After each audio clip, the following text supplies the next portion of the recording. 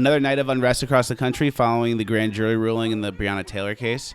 Protesters across the country are mad, lighting things on fire, breaking windows.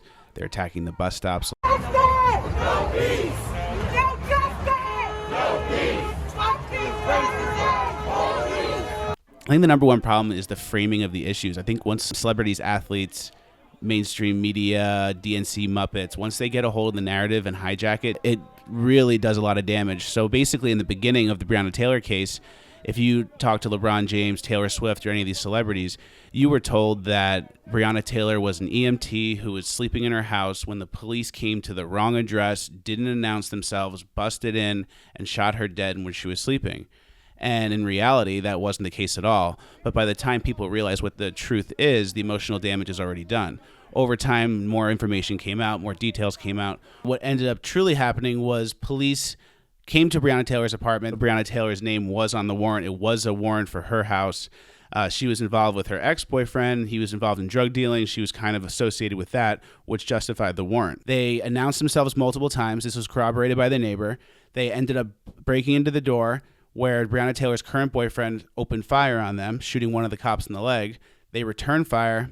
Breonna Taylor was caught in the crossfire, shot multiple times. She died. Tragedy. So it's sad when anyone dies, but then Black Lives Matter and Antifa and the rioters or whatever, they're making it a are you with us or against us situation. And they're basically calling on us to demand defunding of the police and painting police to be the villains. In reality, there was a nuance to the situation that made it a tougher call. And now Black Lives Matter and Antifa and all these groups are going to make you pick a side. And if you're not with them agreeing that police are the enemy and we have to defund them, blah, blah, blah, now you're racist and you think, it's okay that Breonna Taylor died. And keep in mind as well, these police officers are executing a warrant. They're going there and doing their job. There's not three police officers out hunting black people or looking to commit, hate crimes. These are police officers going and executing a warrant. They go in there, they bust the door open. Once Breonna Taylor's boyfriend opened fire on the police, that escalated things to a whole new level. And I think that's like a very common sense point. I don't know why this is such a hard debatable thing. The way the police are painted as out there hunting black people is like the furthest thing from the truth, but that doesn't stop people on MSNBC from making these types of claims. Protesters are mad at the media because they're tired of these discussions being teased out in ways that give justifications for nothing other than state-sponsored white supremacy and killing of black people. You're not safe in your house and you're not safe on the streets. WTF? I mean, where do we go from here? Yeah. You're not safe anywhere because I can't go anywhere, Nicole. If I go jogging, I could end up like Ahmaud Arbery.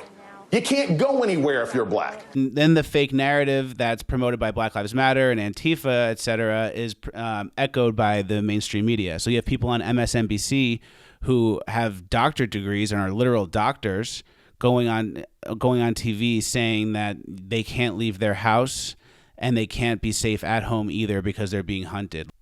So we have America with the KKK. That's trending right now because, America is KKK land. Yeah, blocking traffic. What do you expect to happen here? All right, you're in front of me. Everything's fine. Someone's going to hit, and then he's just going to go. Let me guess. Beep. That comes first. Someone smashes the car a little bit. There we go. Smash the car. I'm out of here. Well, what are you supposed to do? Wait to get pulled out and killed by the mob? No, I would leave sooner than that. Linda Sarsour's there. Of course she is. She's demonic. She smells like sulfur as well. Antifa's out there. They're starting fires. They're doing stupid stuff. And they think like they're really making moves and they're solving all the problems. They think they're the rook or the guy that goes sideways. They think they're one of the main pieces. But in reality, they're the pawns paid for by George Soros. But you're not allowed to say that. Your white partner next to you will kill you the exact same way out of that uniform. Out of that uniform, you are not immune. Do you hear what you're saying? Isn't that completely unreasonable and not true? You just said it. Your partner next to you, your white partner next to you is going to kill you because you're black.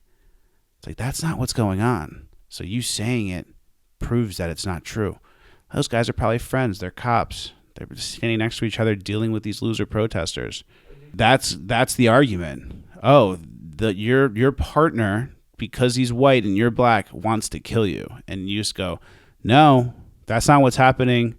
That's not what's going on. Next. Oh, that's what you believe? And you're yelling and mad because you think that's what's going on? Oh, that makes sense. I get it now. You're completely misinformed and don't know anything. These protesters, I know this type, they love attributing the worst motives. They love creating like these weird backstories. Like, oh yeah, the cop's born racist. He wants to kill his partner. He hates black people, waiting for his chance. Just this really scary reality that unfortunately a lot of people live in. My backstory, if I'm going to make up a backstory and attribute some motives, I'm going to say that these cops make $75K a year. They live in the suburbs. They probably have some kids. They have a boat, maybe if there's a lake. The guy wants to get his kid braces and just get to his pension point so he can have half pay for the rest of his life. That's what I would guess. Just a hardworking blue-collar guy who's a cop, and this stuff is crazy and it sucks. So out of those two situations, which do you think is closer to the truth?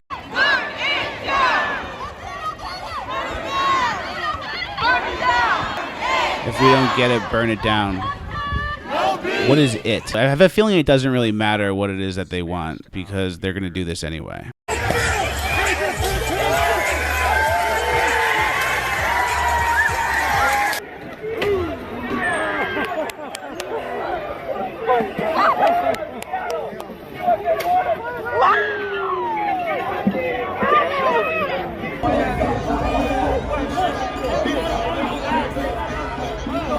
Racist ass police, absolutely insane. And it's like, if you buy into, how can you buy into that? That's the thing. I don't think normal people will.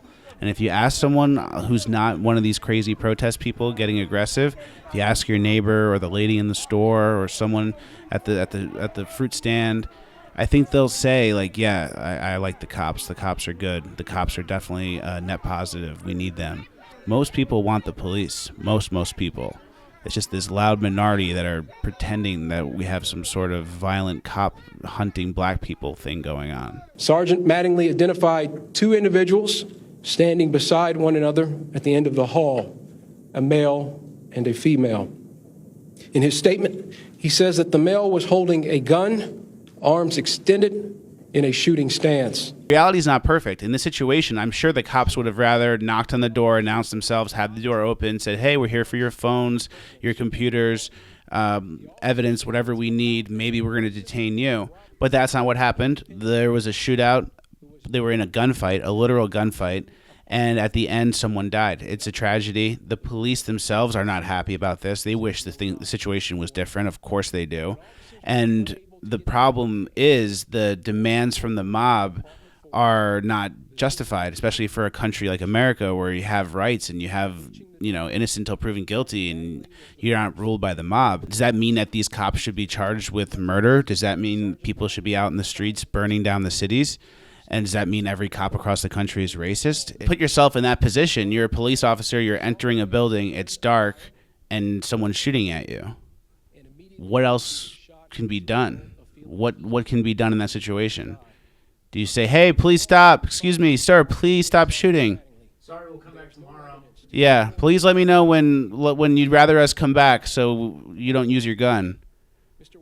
I think we have to have the police's back at some point, and it's so sad seeing how far we've come from defending the people that defend our local communities. Because once they're done, and once they get pulled out, and once they get defunded, and once they get told to stand down, it gets sketchy after that. Abolish the police.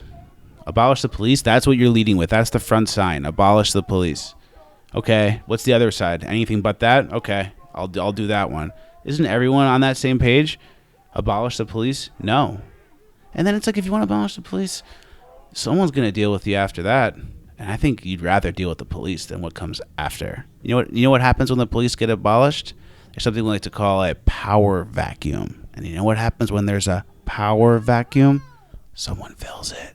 And you know who fills it? Probably not people you're going to want to deal with. Probably people that aren't going to be as nice to you as the police were.